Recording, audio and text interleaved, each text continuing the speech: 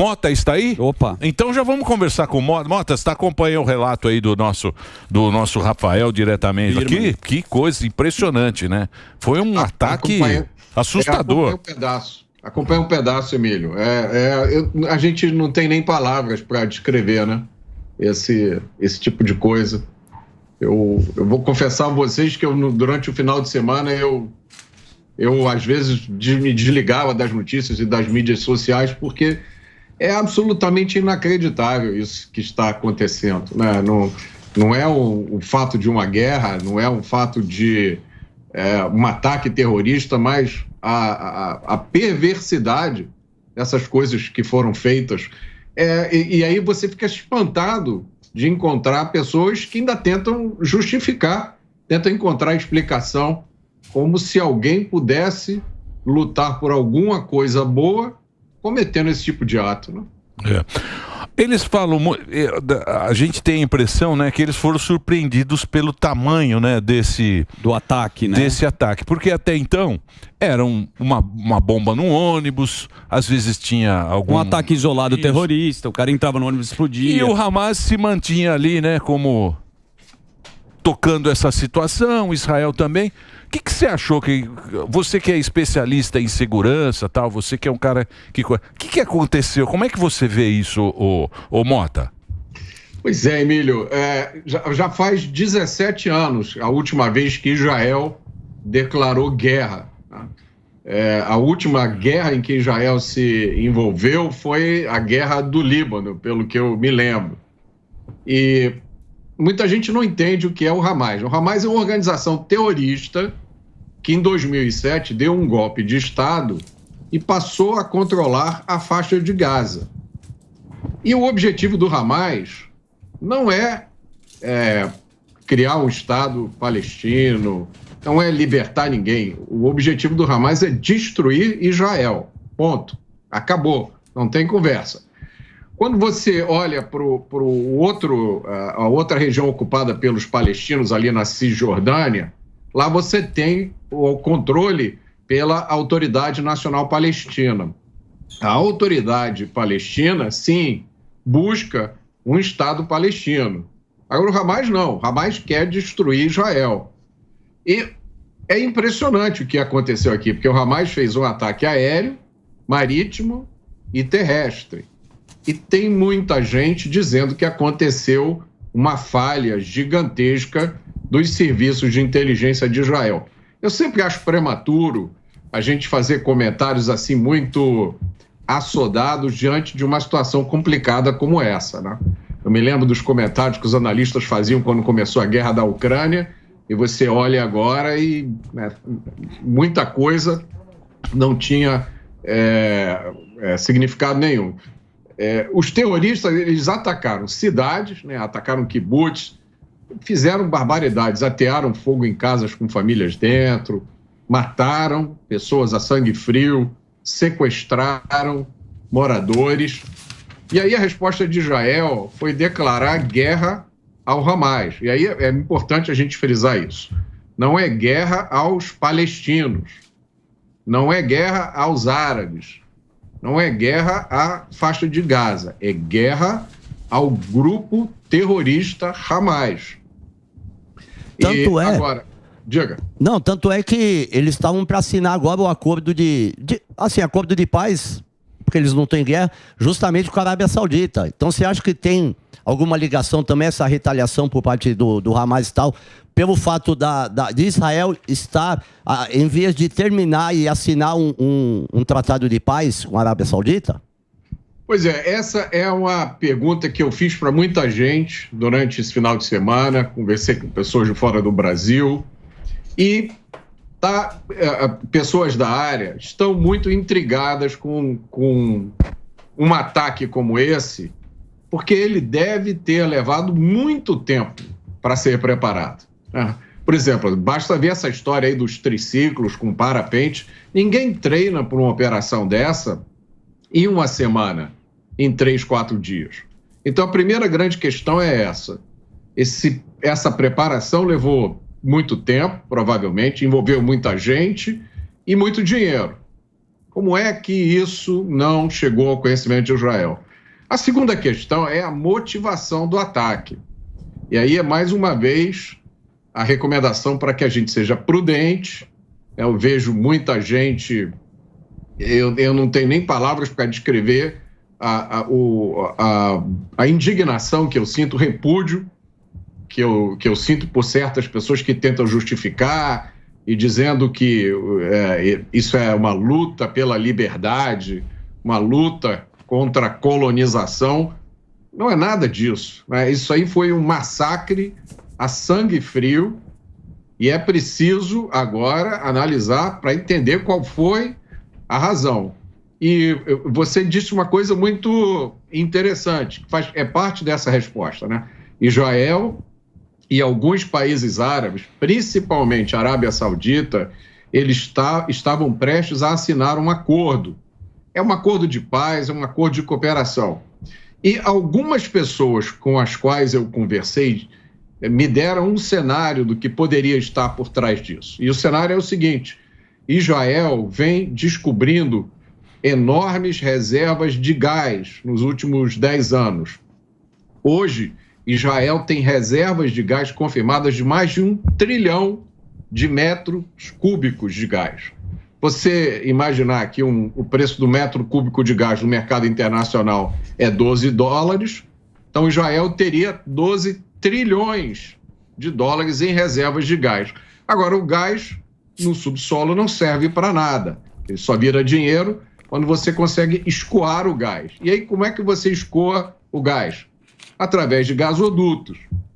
E dizem as pessoas com quem eu conversei que a Arábia Saudita se interessou por esse projeto, né? O príncipe regente lá da Arábia Saudita, Mohammed bin Salman, estava e aí, até onde a gente sabe ainda está em negociações com Israel para fazer um projeto conjunto de um gasoduto.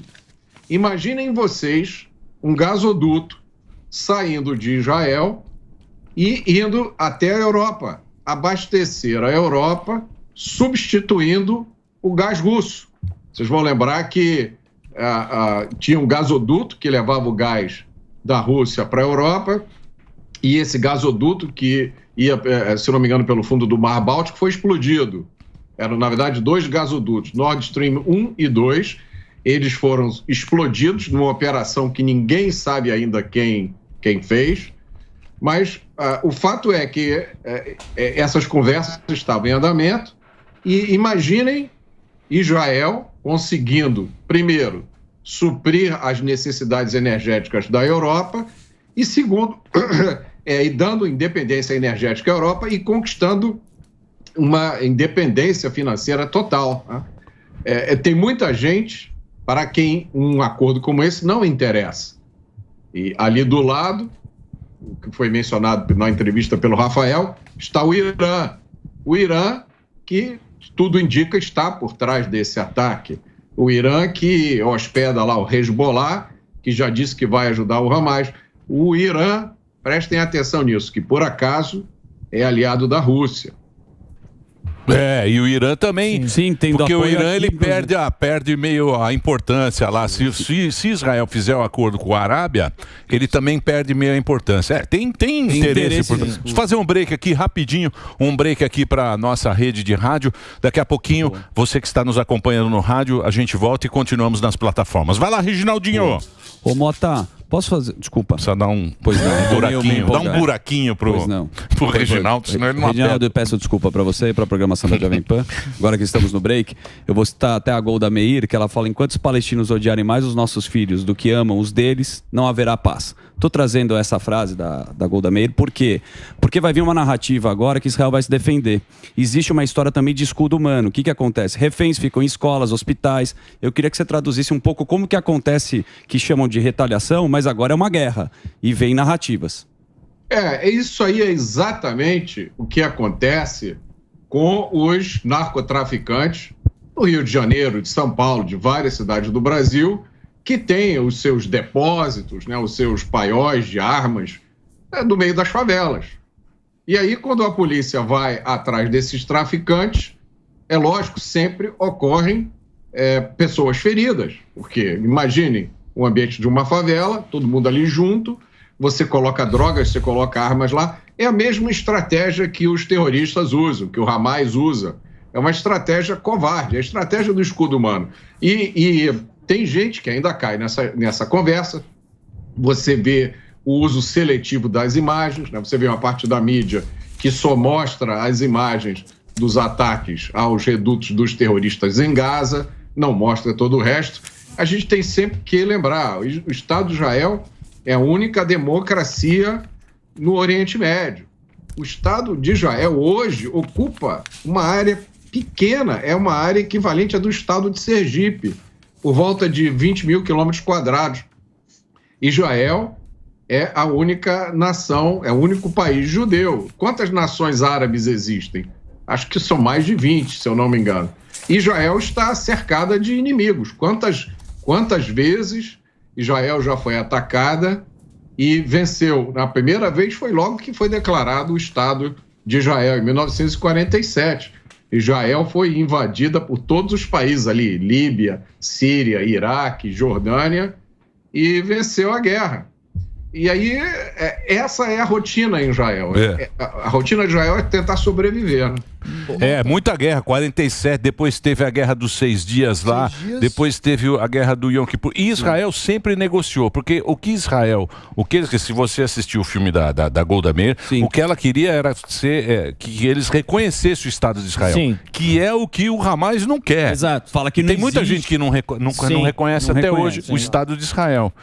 Então é uma situação complicada, porque o Irã também era Pérsia, né? O Irã era a Pérsia. Essa região é muito complicada, né?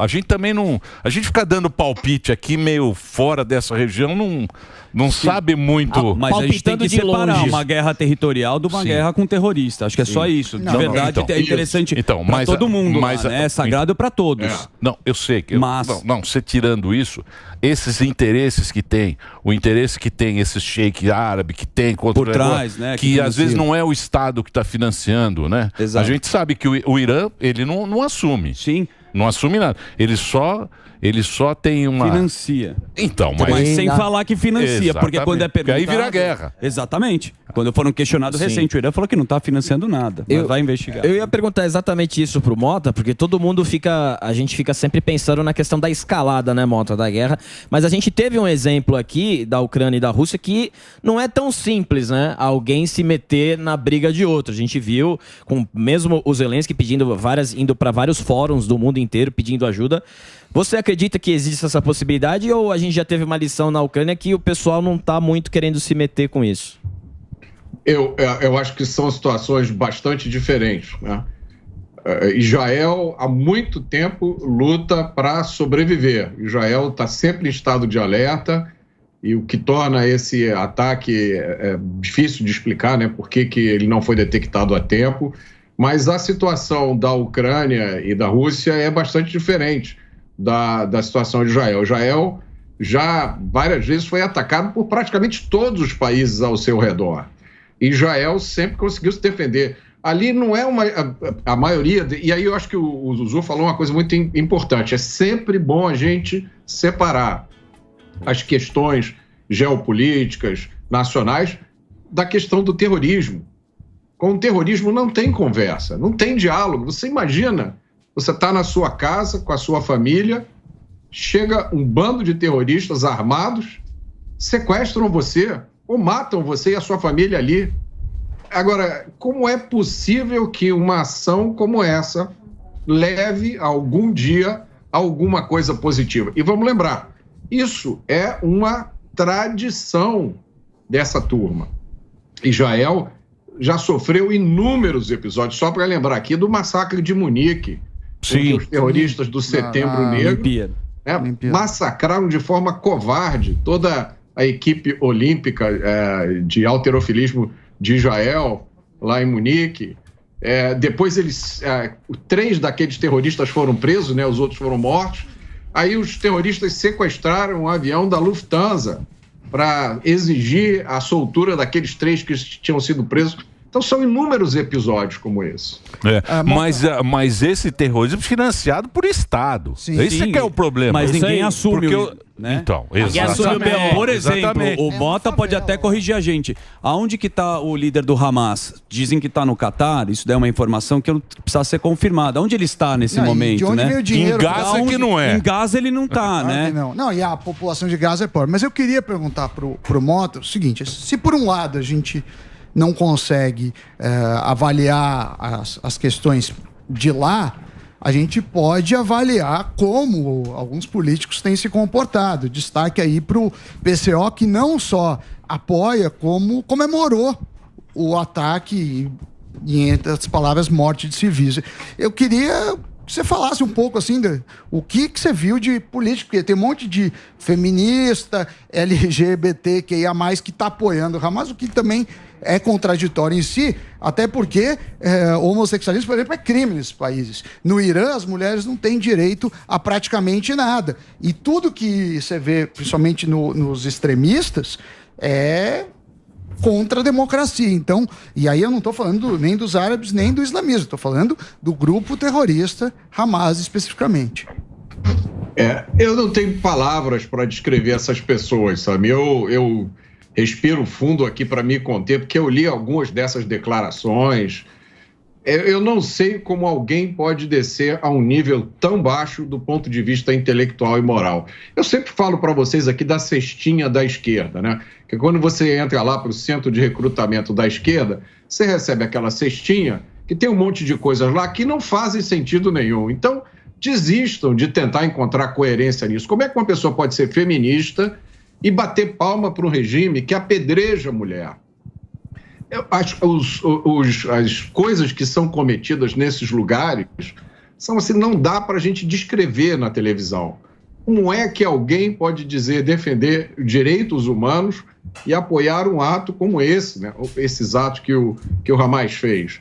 Esse argumento, eu vejo algumas pessoas falando, dizendo que se trata de uma resistência anticolonial. Eu li essa declaração. E que o uso da violência tem como objetivo fazer com que o inimigo sofra as mesmas dores que foram impostas aos colonizados. Isso aí é uma mistura de Paulo Freire com, eu nem sei lá o que, é uma completa aberração moral. Primeiro que sequestro e massacre de civis, isso é crime contra a humanidade. Isso é crime de guerra, é o pior tipo de crime de guerra que existe. Segundo, é querer fazer um paralelo entre Israel e as antigas potências coloniais. Você imagina, a potência colonial era, por exemplo, a Bélgica, que tinha o Congo belga lá na África e fazia daquilo ali como se fosse uma propriedade privada do rei da Bélgica. As potências coloniais, nesse sentido que essa turma quer dar, elas usavam as colônias como fonte de exploração. Israel não faz nada disso. Israel é uma nação, quem já esteve lá sabe disso. E aí a minha indignação aumenta, porque eu já fui uma vez a Israel, já andei pelo país, e é como o Rafael, que a gente estava entrevistando, falou, eu nunca me senti tão seguro na minha vida quando, em algumas noites em que eu andava pelo centro de Jerusalém, 1h da manhã, eu andava, via crianças brincando, eu via os recrutas, né, os soldados do exército passando, todos com os seus fuzis, na maior paz, na maior tranquilidade. Eu ia para um restaurante que tinha um falafel que eu gostava, lá perto do hotel, andava 6, 7 quarteirões na maior tranquilidade, na maior paz. Então, essa turma que ganha a vida se apresentando como sendo contra o ódio, contra o extremismo, eles estão se mostrando agora o que eles são, na verdade. São aliados de primeira hora do verdadeiro extremismo, do verdadeiro terrorismo. É um absurdo completo isso.